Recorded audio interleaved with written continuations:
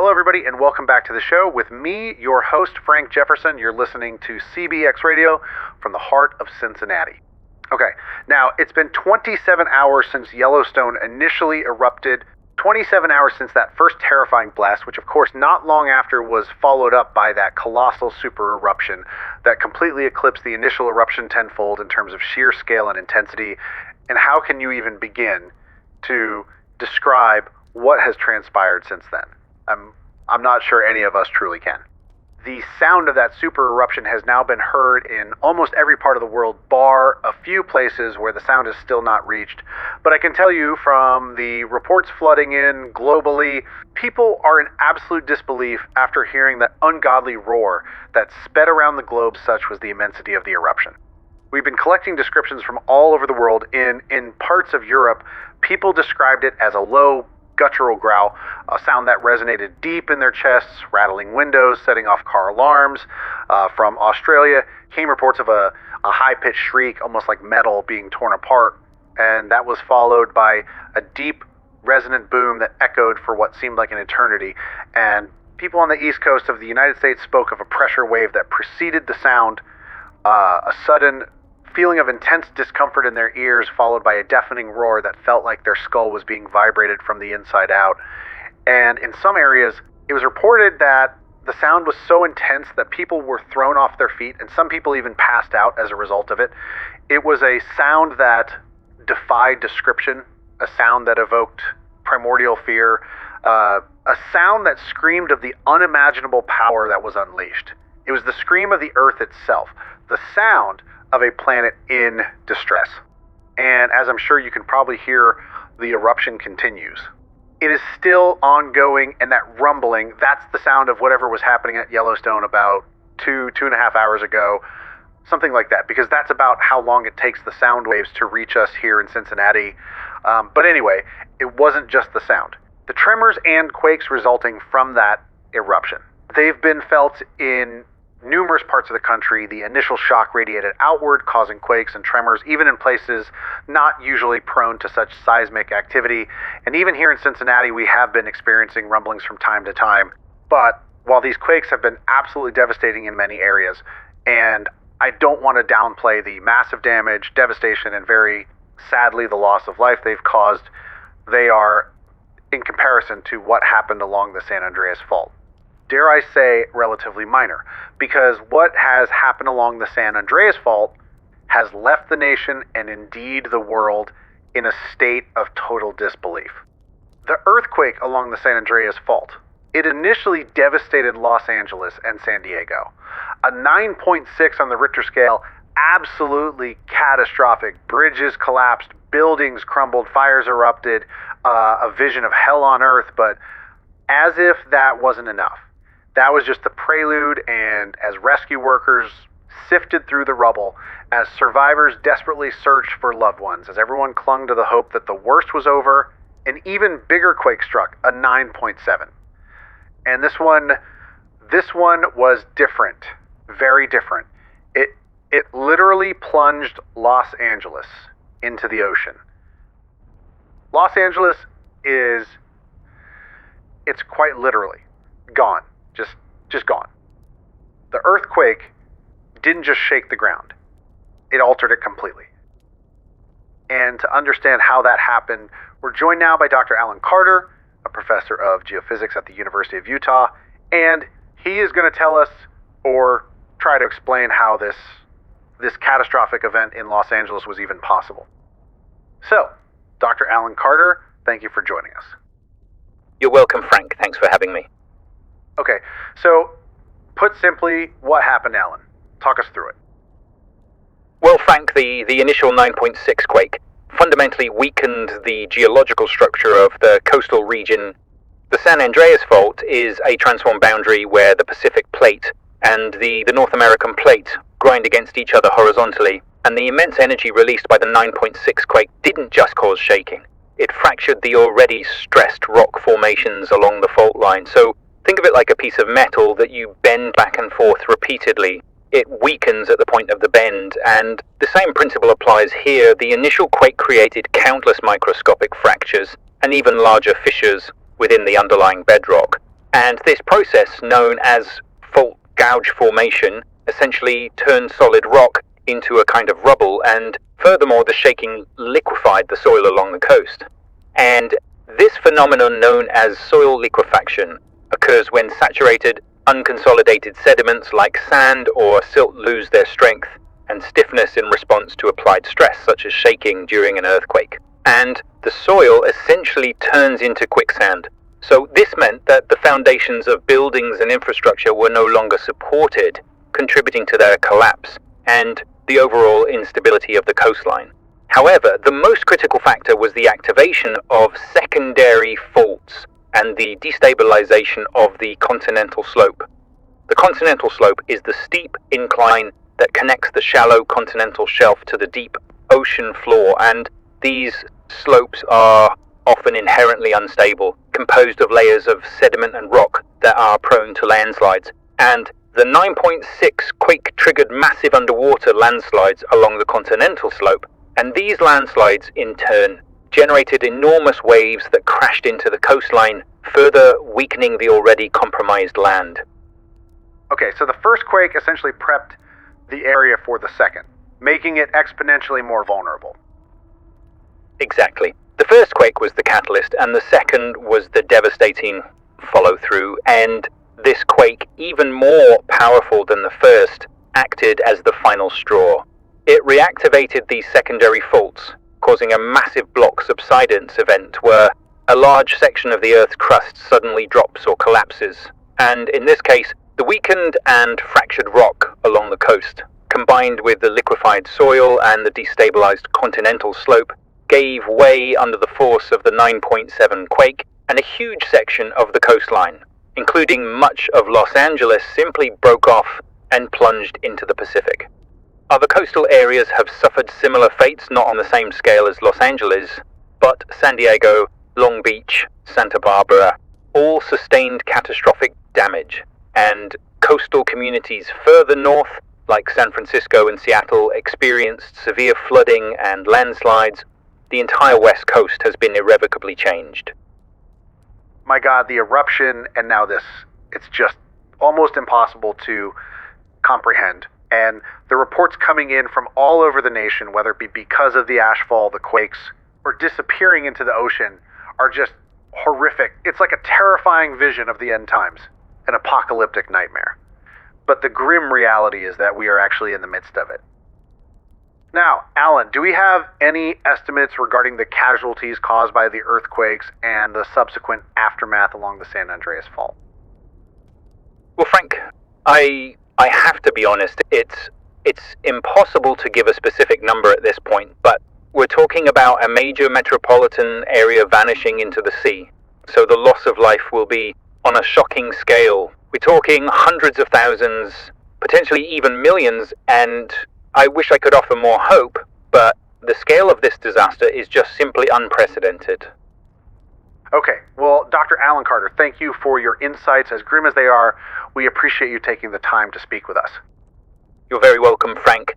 Thanks, and stay safe. Okay, so that was Dr. Alan Carter, professor of geophysics at the University of Utah, giving us some desperately needed context to the unfolding catastrophe, and we'll be returning to the Los Angeles earthquake later in the show, but I wanted to give you all a broader picture of what's happening, and there's so much happening, it's almost impossible to keep up.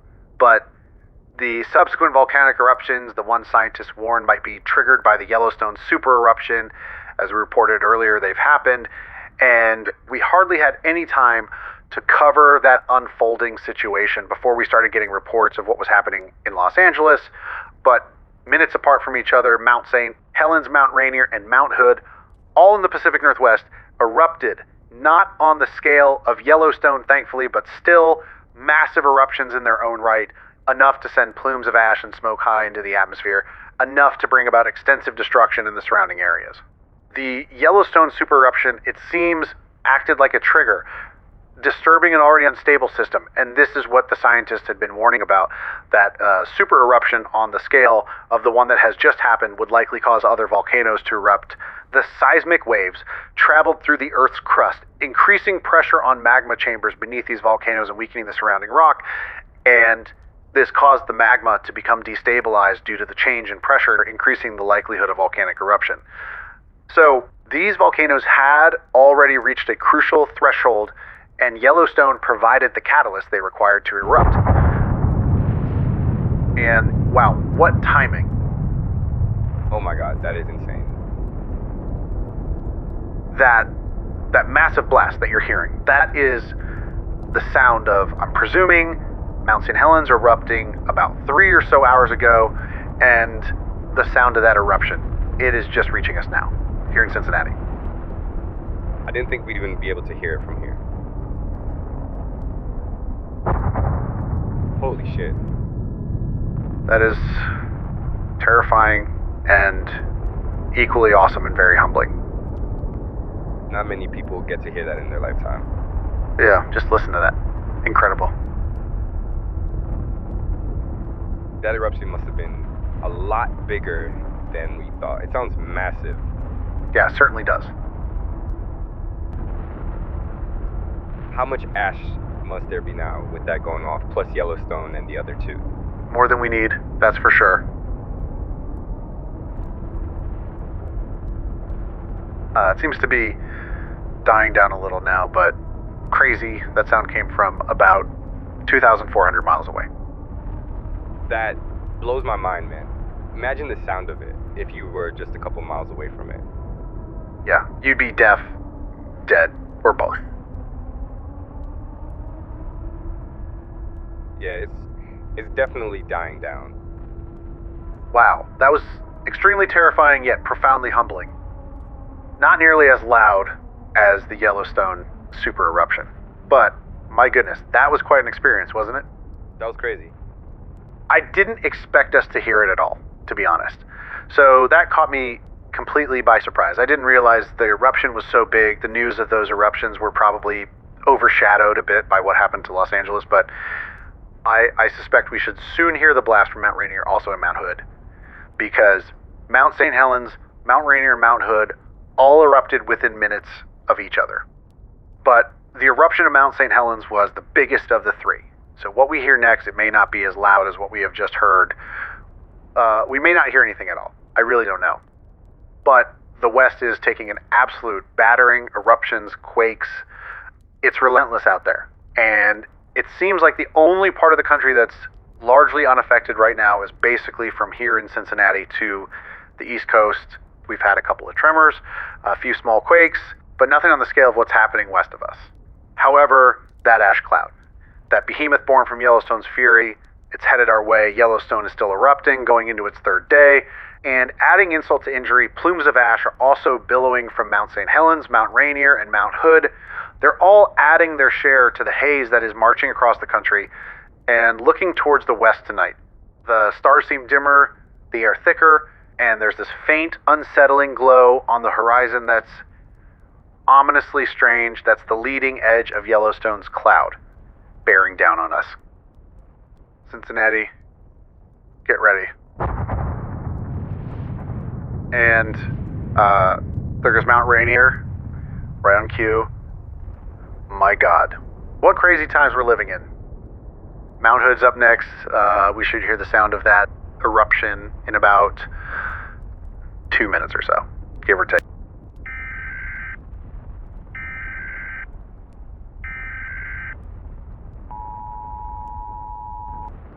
This is a nationwide emergency alert system message. A nationwide state of emergency is in effect. We interrupt this broadcast to bring you critical information regarding the ongoing volcanic eruption at Yellowstone National Park and subsequent increased volcanic activity nationwide. The eruption at Yellowstone continues to release significant amounts of volcanic ash into the atmosphere. This ash cloud is currently moving eastward and has been detected as far east as central Indiana.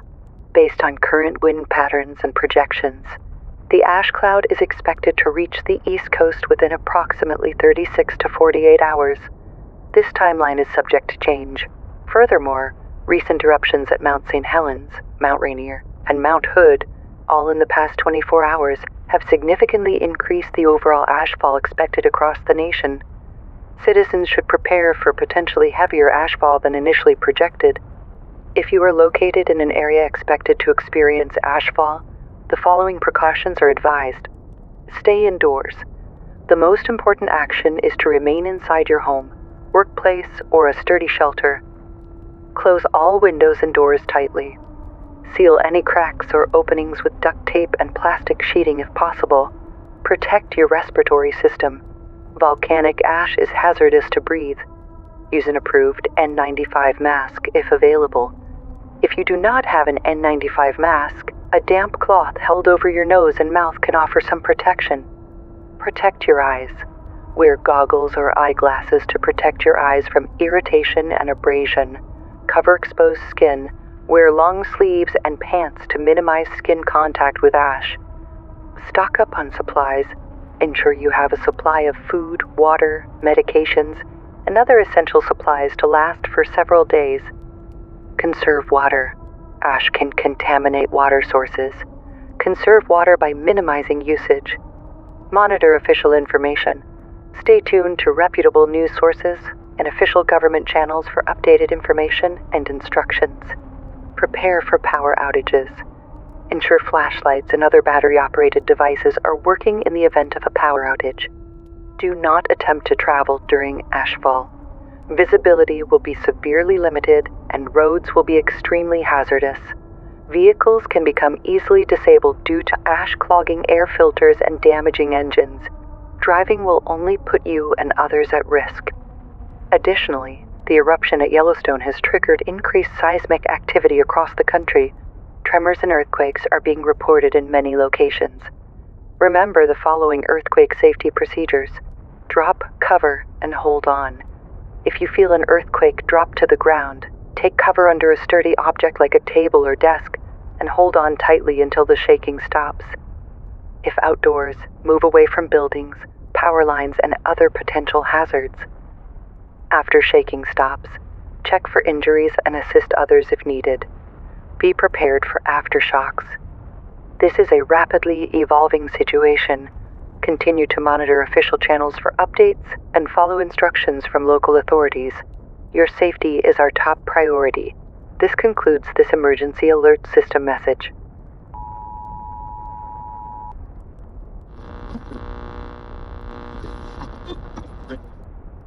Hello and welcome back to the show. You're listening to CBS Radio with me, your host, Sarah Miller, right here in the heart of Columbus, Ohio. We're back after that emergency alert system announcement.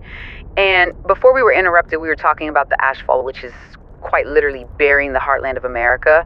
It continues to expand eastward. And right now, the leading edge of that cloud is being observed as far east as Indiana. And it is expected to reach Columbus within the next 3 to 4 hours. We've been receiving reports coming from all over of towns and cities being swallowed whole. We're talking about ashfall depths of up to 25 feet in some areas. We've been trying to get through to our contacts in Indianapolis and other cities in Indiana, such as Gary and South Bend, but communication's been down for hours, and the last reports we received painted a grim picture. Roads completely impassable, power grids collapsing under the weight of the ash, and people are trapped. They're suffocating. They are trapped in their homes, their cars, their offices, unable to move, unable to breathe. The sheer weight of the ash is collapsing roofs, crushing vehicles, and severing power lines. And the emergency services are completely overwhelmed, stretched beyond their breaking point. Highways across the country remain completely gridlocked. Millions of people attempting to flee the ash cloud are now stranded. They're trapped in their vehicles, unable to move forward, unable to turn back, and unable to escape the suffocating ash. People are running out of supplies, running out of hope. Many are attempting to walk to safety, only to be overcome by the weight of the ash and the toxic fumes. It's a scene of utter desperation out there. And if that weren't bad enough, the subsequent eruptions of Mount St. Helens, Mount Rainier, and Mount Hood have added more ash, more chaos, more death to the already overwhelming disaster. Here in Columbus, families are making last-ditch preparations. They're sealing windows with duct tape, stocking up on bottled water and canned goods, and desperately trying to find masks and respirators, but supplies are running low. Panic buying has emptied the shelves. Many families have already fled the city, trying to get as far east as possible, but traffic is at a complete standstill. with a desperate exodus of people trying to reach safety. They're trying to get on planes, any plane out of the country, but it's a hopeless situation. Airports are overwhelmed and flights are grounded, and the sheer logistics of moving that many people that quickly are simply impossible. John Glenn Columbus International Airport is a scene of absolute chaos. We're hearing reports of riots breaking out, people fighting for seats on planes, desperate to escape. The National Guard has been deployed, but they're struggling to maintain order. And that's why we had to just go. I mean, Indianapolis is just buried. We saw it starting on the horizon late yesterday evening. Then the ash started pretty light at first, but it got worse really fast. And so we packed our things, and now we're heading east, as far east as possible. And right now we're on Highway 40. It used to be the old National Road, but we hope we're headed in the right direction, because my GPS is barely working. It keeps cutting out. It's probably all the atmospheric disturbance or something, but it's mostly rural out this way. There's less traffic than on the interstates, but it's not easy. Visibility is very poor. I can barely see the hood of the car, and the wipers are working overtime. They're just smearing this gritty sludge across the windshield. It's like driving through a sandstorm, but the sand is hot, and it smells like burnt plastic and sulfur. But there's a couple other cars. You can just about make them out up ahead, but we're moving at a snail's pace, basically, and just praying the road doesn't give out, and hoping we don't run into anything we can't see. We passed a car flipped upside down in a ditch maybe a half hour ago, but we didn't stop. We just couldn't. The ash is coming down too heavy. You'd choke to death in seconds if you stepped outside in that. And every now and then the wind picks up, and the ash falls harder, hitting the roof of the car like a hailstorm. It feels like the world's ending, and we're just trying to outrun it, Okay, well, it seems there was some kind of interference with the signal there, but we wish that caller all the best and hope he arrives safely to his destination. Okay, so who else have we got on the line? Hi, this is Mr. Paul Wilfred Miller speaking. Okay, Paul, what's happening where you are? Well, things are pretty bad out here. We're holed up in an abandoned barn just outside of Knightstown. Me and my grandson were trying to get east of my daughter's house just outside of Pittsburgh and out of the range of all the volcanic dandruff, but it just got too heavy too fast, and the visibility was horrendous, and on top of that, the car started acting funny doing the funky chicken, so we had to ditch it. But we spotted this old barn. Well, my grandson spotted it, I should say. But anyway, it was maybe 50 feet or so off the road, so we made a run for it, and now we're here. Okay, and how are you two doing, sir? Are you holding up okay? Yeah, we're both all right. I mean, it's not much. It's an old barn. It's falling apart, but there's a small shipping container inside, a small metal one, and we're inside that now, and it's rusty and don't smell too good, but it's a darn sight better than being stuck in the car getting buried alive. I mean, if we hadn't made a run for it when we did, I don't think we would have got out, but being honest, we should have hit the road a lot sooner. We waited too long before evacuating, kind of thinking the ash wouldn't get this far, but then we were like, oh shit, why does the dog look so dusty? He'd just gone outside to take a leak, and when he came back in, he changed color. He weren't white no more, but we hosed him down, and he's fine. He's here with us now, and back to his usual self and color. Okay, well, that's good. So what's the plan now? Have you got some supplies to keep you both going for a while?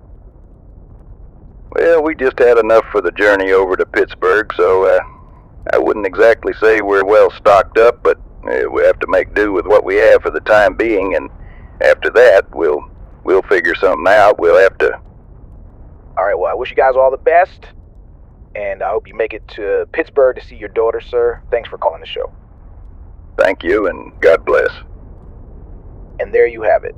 Just a few examples of what some people are currently facing, and there are millions upon millions of stories just like that unfolding across the nation as we speak. Over 2/3 of the United States. Many regions of Canada and parts of Central America are now experiencing ashfall and living under a cloud of volcanic ash. And on top of all that, we've got the situation in Los Angeles, or what was once Los Angeles, and we've got quakes and tremors occurring throughout the country, along with the subsequent eruptions of Mount St. Helens, Mount Rainier, and Mount Hood. which are adding more ash to what we are already contending with from Yellowstone, which, don't forget, is still erupting. It's just surreal to think that just 2 days ago we were going about our daily business, and now we are faced with this apocalyptic nightmare that's just too crazy to even process at times.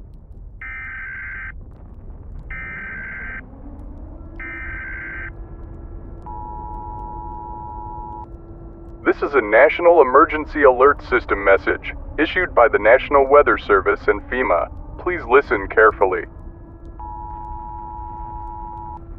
The leading edge of the Yellowstone ash cloud is now being observed from Louisiana to Michigan. Analysis indicates the ash cloud is currently impacting or will shortly impact the states of Mississippi, Tennessee, Kentucky, and Ohio. The ash cloud is moving in an easterly direction. If you are located in Mississippi, Tennessee, Kentucky, or Ohio, or in areas immediately east of these states, please take the following precautions immediately. Seek shelter indoors. The best protection is to be inside a building with minimal air leaks. Close all windows and doors and seal any gaps with tape and damp towels or cloths.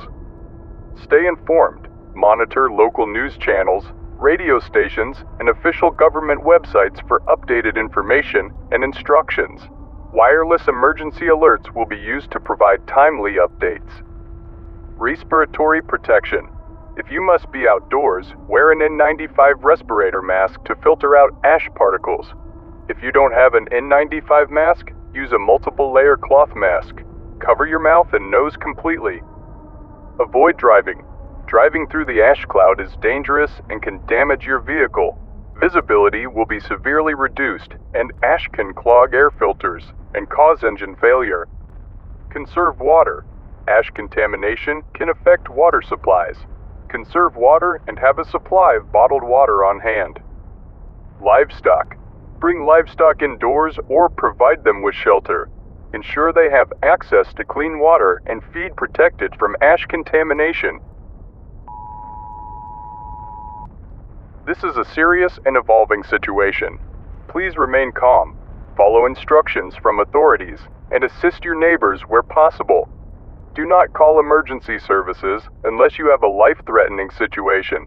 Overloading emergency lines will hinder response efforts. Thank you for your attention. This concludes this emergency alert system message.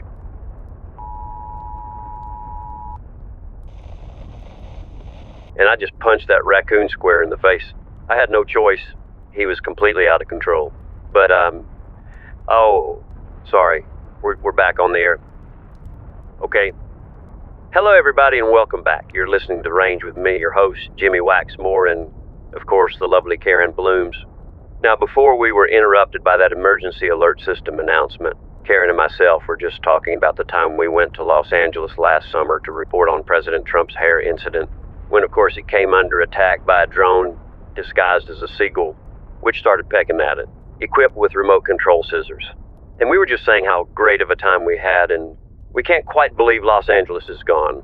We just can't get our heads around it. It's such a shame.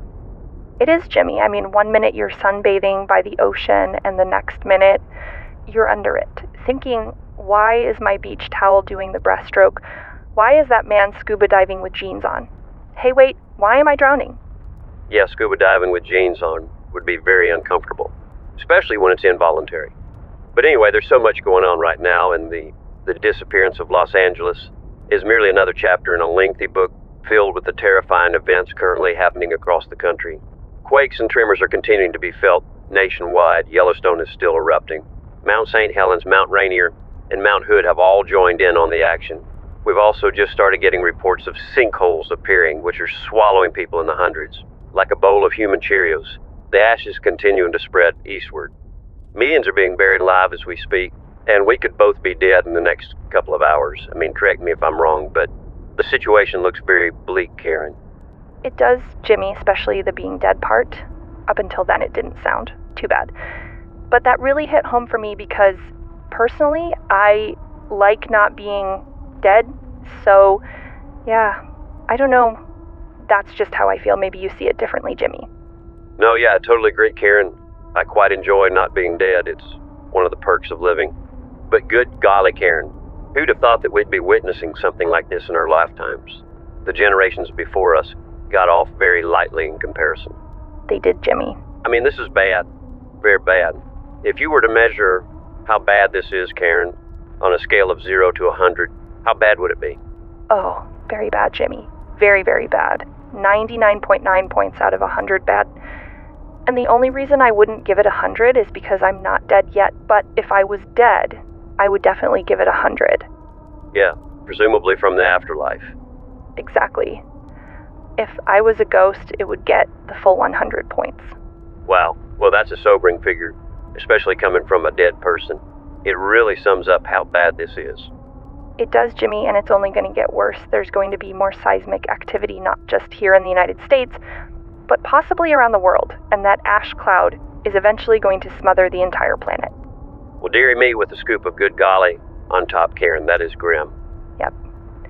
Humanity, every species on this planet, the Earth itself, certainly is in a pickle, Jimmy. A pickle indeed, Karen. A pickle indeed. Now, anyway, we're still awaiting confirmation regarding the president's address to the nation, which a White House spokesman indicated will be forthcoming very soon. And all the... As if the eruption and the ash cloud and the earthquakes weren't enough, there are numerous reports of sinkholes appearing across the nation, which we believe is as a result of the Yellowstone eruption and the subsequent eruptions of Mount Rainier, Mount St. Helens, and Mount Hood, and of course all those earthquakes and tremors combined have destabilized the earth, causing these sinkholes. So basically, the quakes and the eruptions combined are shaking the ground incredibly hard, and all that shaking compacts loose soil underground, squeezing out water and creating empty spaces. And then the earthquakes just exacerbate that. They crack and weaken the already destabilized ground above these newly formed cavities, and eventually the weight of the surface, the roads, buildings, even entire towns become too much for the weakened ground to bear, and boom, it collapses. So the ground basically gives way and you get a sinkhole. We're getting reports flooding in from all over of whole towns just disappearing into the ground out west, specifically around the Idaho Falls area. Elsewhere, we're seeing sinkholes in places like Phoenix, Arizona, and even as far east as Charleston, South Carolina, where the ash cloud hasn't even appeared yet, but they are feeling the consequences of Yellowstone's fury in other ways. And in parts of Colorado, they're experiencing the trifecta: ashfall, persistent tremors, and sinkholes. It's a nightmare scenario unfolding before our very eyes. And the situation is getting increasingly worse by the hour. The frequency and intensity of the quakes are increasing, and the ash cloud now covers 2/3 of the country. Those west of Ohio, Kentucky, Tennessee, and Alabama are essentially now cut off from the rest of the world as a result of the ash. And the ashfall has now started to affect those states I just mentioned too, as it continues to move east, and soon the entire country will be isolated. Communication is becoming increasingly difficult. Those areas affected by the ash, buried under the ash in many cases, have basically no means of communicating at all. The ash is thick enough to block satellite signals, power lines are down, and generators are choked by the ash, cell towers are overloaded or simply not functioning, and even shortwave radio signals are being disrupted by the atmospheric disturbances caused by the volcanic activity. So people, and we're talking hundreds of millions of people now at this point, are completely cut off from the outside world. And as for the depth of the ash, it's just staggering. We're talking about close to 30 feet in some places, such is the volume of ash being released from Yellowstone. We've heard reports from Billings, Montana, wiped off the map. Jackson, Wyoming is buried. Denver, Colorado is gone. Salt Lake City, Utah is unrecognizable. Albuquerque, New Mexico is entombed. The list goes on and on and on and on. Towns and cities across the nation are getting buried alive, one after the other, and the plumes keep rising. So I need to reiterate this. Please follow the emergency guidelines that have been laid out, and above all else, I urge you to cherish the time you have with your loved ones. I don't need to explain why. You all understand the gravity of what we are facing. So hold your loved ones close and tell them what they mean to you. I don't know how much longer we'll be able to stay on the air. The signal is weakening, but if this is my final broadcast, know that it has been an absolute honor to speak with you, my listeners, almost every day for the past 13 years, and I'll miss it more than words can say. I'll miss our chats, the debates, the laughter, and even the heated arguments. It's been a privilege to be a part of your lives, and those memories, they mean the world to me right now. So I wish you all the very, very best wherever you are, whatever situation you're in. I pray you find strength and resilience. I pray you find courage in the face of this unprecedented chaos. And remember the good times, remember the people you love, and hold on to hope, even when there seems to be none left. The signal really seems to be going now, and I think this might be it for us. Day of wrath, day of anger, will dissolve the world in ashes. Great trembling there will be. When the judge descends from heaven to examine all things closely, the trumpet will send its wondrous sound throughout the earth, and gather all before the throne. Death and nature will be astounded. When all creation rises again to answer the judgment, a book will be brought forth, in which all will be written, by which the world will be judged. When the judge takes his place, what is hidden will be revealed. Nothing will remain unavenged. And through the darkness, I saw the light. Was it heaven? No, it was Fluffy P's LED cat collar. But next thing I know, I hear a voice. Was it God? It was Willie McMillan from Roadside Rescue Limited. And he was saying, "Hey, I'm Willie McMillan from Roadside Rescue Limited. Just hold on. I'm going to get you an Avro dude out of there. Just hold on." So the next thing I know, DJ Fluffy Pussy be getting cut out of the wreckage. He had somehow gotten himself wrapped around the steering wheel. And once they had untangled him, they started working on me. I somehow ended up in the back seat upside down with my legs stuck in the seatbelt and my left arm trapped under the weight of my own head. But I've been in worse positions. Me and Fluffy P just lucky to be alive, man. Absolutely. And where are you now? Are you safe? Well, I ain't too sure where we be at, but I know we went south because we was going downhill, and of course the south is down. But we in some kind of warehouse. We couldn't go no further because the ash was too thick. But yeah, we safe. The Fluffster is a bit traumatized and out of shape from being wrapped around the steering wheel for so long, but he'll straighten out eventually. Yeah, let's hope so. Well, DJ, thank you for calling back and letting us know that you and DJ Fluffy Pussy are all right, and stay safe out there. Thanks, man. Say bye, Fluffy P. Oh, shit! Good Lord. Well, it sounds like round 2 might have been kicking off there, but let's hope they can work out their differences peacefully. Now, it's almost time to go over to...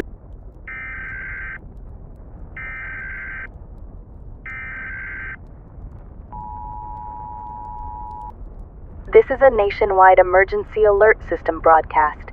A catastrophic event is unfolding. Residents of the eastern United States, your immediate attention is required. A massive ash cloud, originating from the volcanic eruption at Yellowstone, is moving eastward. Prepare for imminent and significant ashfall. The leading edge of the ash cloud currently stretches from Alabama to Michigan and is traveling at approximately 30 miles per hour.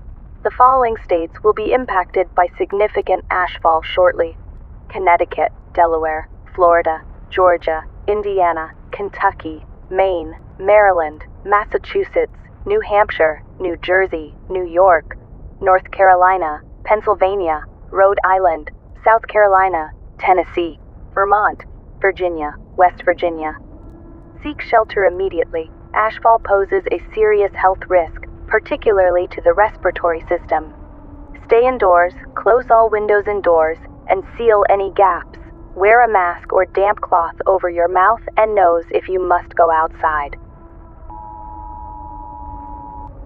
Important reminder: tremors are being felt across the nation and are increasing in both frequency and intensity. Be advised that even if your area is not traditionally prone to earthquakes, the nationwide destabilization resulting from the Yellowstone eruption could cause seismic activity in your location.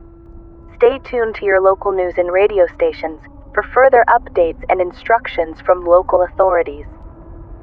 This concludes this emergency alert system broadcast.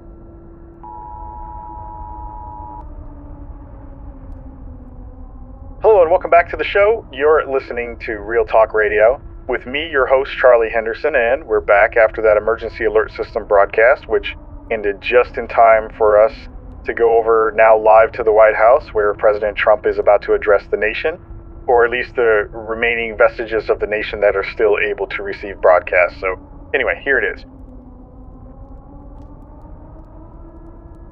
Hello everybody, my fellow Americans, on this dark, dark day, during these very dark times, incredibly dark in fact. Never before have we faced a crisis like this, and this is only the beginning. Things are going to get a whole lot worse. A lot worse, believe me. This is only the starter. We still haven't tasted the main course. And as for dessert, well, we'll see if we even get to that. But I'm definitely not in the mood for it. Towns and cities across the nation are disappearing below the ash. One by one. Gone. Just gone. It's very sad. It really is. Very, very sad. Denver buried. Salt Lake City buried. Topeka gone. Santa Fe, Lincoln, Wichita. I could list them all day. Nobody knows more about U.S. geography than I do, but it's just so sad. And then, of course, there's Los Angeles, the city of angels, gone. Plunge into the ocean. Hundreds of thousands, possibly millions, we don't know yet, gone. Just like that, the Trump National Golf Club on the Palos Verdes Peninsula, gone. So, we've all suffered. I loved Los Angeles. I really did. It was a beautiful, beautiful city. Just beautiful. But it's gone. That's the reality of it. That is what Yellowstone has done. It has shook the foundations of our very nation and is continuing to do so. There's earthquakes across the country, tremors being registered all over the place. There's sinkholes appearing. The ash cloud now covers about 70% of the nation, and it's closing in on the rest of it. Mount St. Helens is blown. Mount Rainier and Mount Hood have joined in too. It's crazy, just crazy.